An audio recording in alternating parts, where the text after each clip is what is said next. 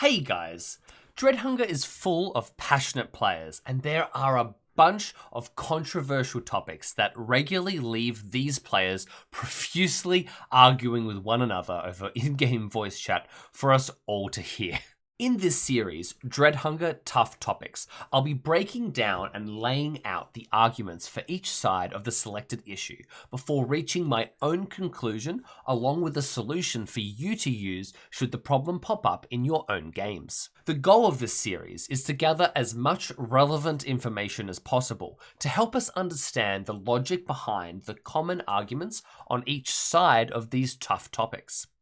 I'll then need to cut through any flaws or bullshit arguments that may be present before carving a solution to create the best possible Dreadhunger games moving forward. Now, for these videos to be of any use, I need to ask you, the viewer, to leave your own opinions at the metaphorical door and follow along with how I break apart the issue with genuine intent to listen and understand all arguments presented. I hope to lay a clear path of logic for you to all follow and dissect the issue to find the source of the problem before building my solution from there. With all of that said, leave that bias behind and let's get into today's tough topic. When should the crew open the armory to gain muskets in a game of Dreadhunger? Now this might seem like a silly question. If the crew know who the thralls are, then time permitted, they should of course open up the armory, grab the muskets and go shoot them. This makes sense to me, but there's a bit more to consider. There's also the argument that muskets are too strong. If the crew open up the armory against two outed thralls, then the thralls don't stand a chance, and the crew will win in boring fashion. Remember, the goal of this series is to create a solution to apply in your own games to create the best possible Dreadhunger games. So there's definitely merit to this argument, as it's true. If the crew manage to open up the armory after both thralls have outed themselves, a competent crew will dispose of the thralls quickly and take the win. Is this fun gameplay? Is this the game working as intended, or is there a big imbalance here? Is this the gameplay we want in our best possible Dreadhunger games? The natural conclusion and solution for the argument that muskets are too strong is an outright ban on the armory. Just take out and throw away the source of the problematic gameplay, and you'll be left with a better game of Dreadhunger, right? If you ban players from using the armory, you're removing a whole gameplay element. This in itself will create more repetitive games, especially if you play a lot of Dreadhunger, as with less variable gameplay elements available, the less options each player has to use in the game. But you're also meddling with the game's designed balance. If the crew are not permitted to use the armory, you're creating an environment where thralls who choose to out themselves will be punished far less. As such, in lobbies with a banned armory, you'll see a greater number of successful outed PvP thralls. Given that Dreadhunger is primarily a deception game, is the best possible game of Dreadhunger really a game that has regular outed thralls who build PvP, kill wherever they can, and can't really be punished for it? Consider this. The crew have a bunch of objectives they need to achieve at the same time. They need to move the ship to the end, stay alive, fight off hostiles, and transport Nitro safely before finally escaping. A PvP thrall has but one goal: kill the crew, and they can spend the entire game completing this objective. They can craft items for half a day and have a bow with 30 arrows, or a gun with 20 ammunitions. They can prepare a bunch of syringes to maintain their health in between the fights that they choose to take, and they have an inbuilt escape every 2 minutes. Not to mention plenty of cannibals to use to weaken their opponent before they even engage.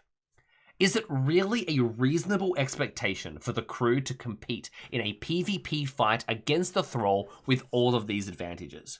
And if they are able to compete with the thrall, it's only because they sacrificed the other objectives in order to spend the time required to craft weaponry to fight them. Do all 6 crew need to do this simply to protect themselves against a common thrall strategy? I mean, the ones who don't prepare a ranged weapon will be the ones the thrall choose to fight and pick off first, right? The Armory's intended existence is to provide the crew with access to powerful weapons without the need to spend time crafting and preparing them. These weapons will protect the crew should the thralls choose to PvP instead of blending in.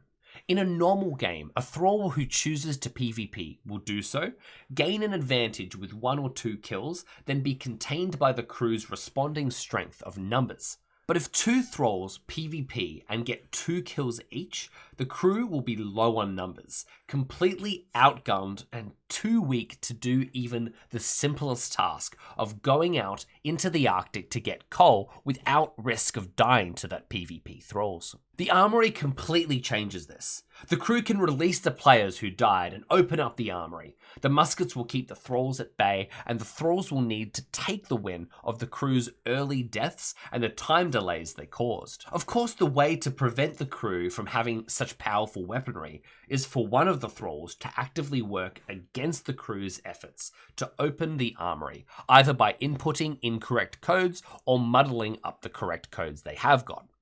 This incentivizes at least one thrall to stay on board blending and to keep the deception element of Dreadhunger very much alive.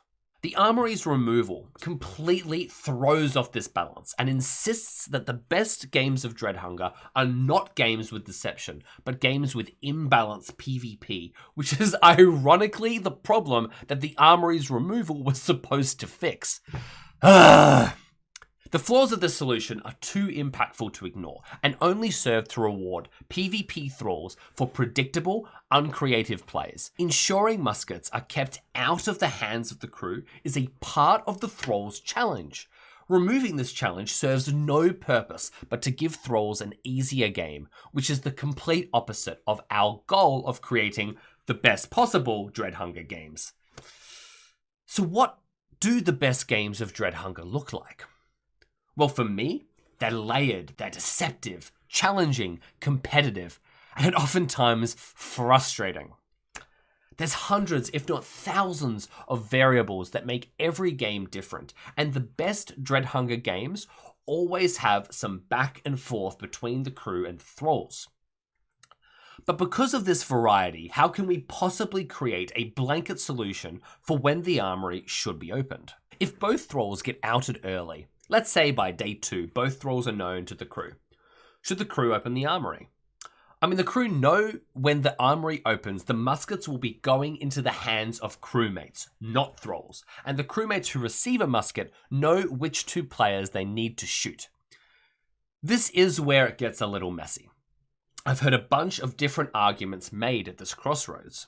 If the crew are trying to win, then of course they open the Armory. The crew shouldn't hold back and show mercy to the thralls that made a mistake and outed themselves, knowing full well that the Armory would be the crew's response to that.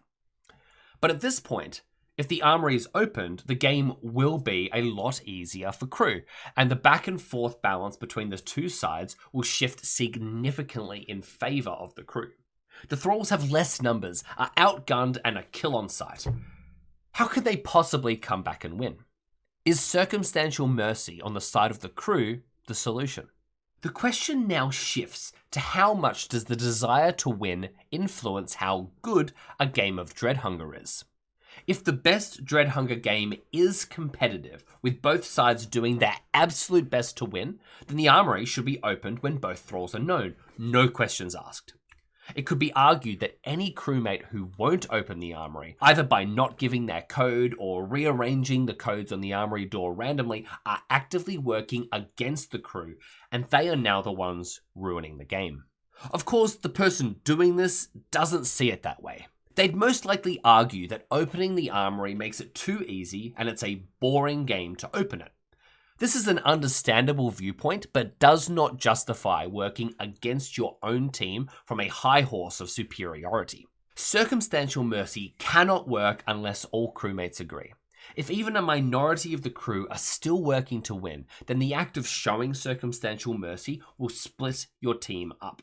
as you work against the crew's best chance of winning, whilst others on your team will see you as a threat to their win. Of course, if the whole crew agree not to open the armory, or choose to leave it closed until, let's say, their journey to Nitro, then in that particular game, that solution is perfectly acceptable. But when the crew cannot agree on what to do, it's extremely important to ask yourself, is what I'm asking for going to give my team the best chance of winning?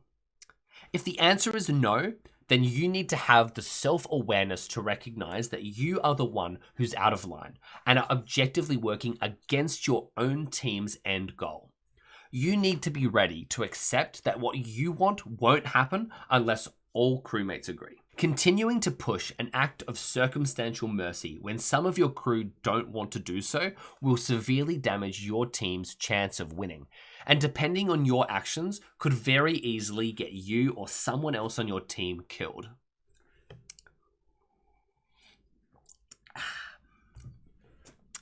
After going through all of this information, I believe the Armory should be available in all games. A blanket ban on opening the Armory actively works against the goal of creating the best possible Dreadhunger game, rewarding and encouraging anti-deception gameplay, and in effect babies the thralls with far easier games for them. I strongly believe that the best possible Dreadhunger games are competitive, with all players doing their best to win the game for their team. With that being said, the 8 players in your game will likely have different degrees of how competitive they are, and what they're willing to go through in-game in order to win. Some players can take the goal of winning to ridiculous extremes, removing any room for simple pleasures in the game or banter amongst the crewmates. For this reason, I'd recommend a healthy degree of competitiveness for the best possible Dreadhunger games. Of course, that varies for everyone, but hopefully that makes sense. Actions that work against your own team are actions that aim to create a game of Dreadhunger that is less than the best possible game. There are times where you may feel that sacrificing the goal of winning will make this particular game a better Dreadhunger match. And perhaps you're right. But if you present your view to the crew and are met with any resistance, you have to accept that your team have chosen to prioritize winning and respect that choice. This means you need to drop your merciful stance and work with your team to win. Continuing with your plan of circumstantial mercy will actively work against your team, and you will be a threat to your crew. Actively choosing to be a threat to your own team is just about the worst action you can make in Dreadhunger, and it should be treated as such by your teammates. I'd go as far as to say that killing you and leaving you in the brig muted is a perfectly reasonable response, depending on the severity of your actions you chose to do in pursuit of your goal of circumstantial mercy, that is. If you are a crewmate who encounters a fellow player who is choosing to withhold their Armory code or is muddling with the codes on the Armory door to stop the crew from opening the Armory, I'd suggest a tiered response.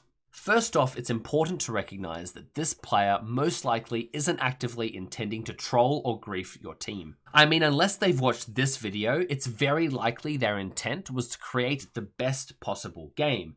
They just hadn't taken the time to break this problem down further, and they failed to recognize that they are the ones ruining the game, not the Muskets. Now, you shouldn't just attack them right away.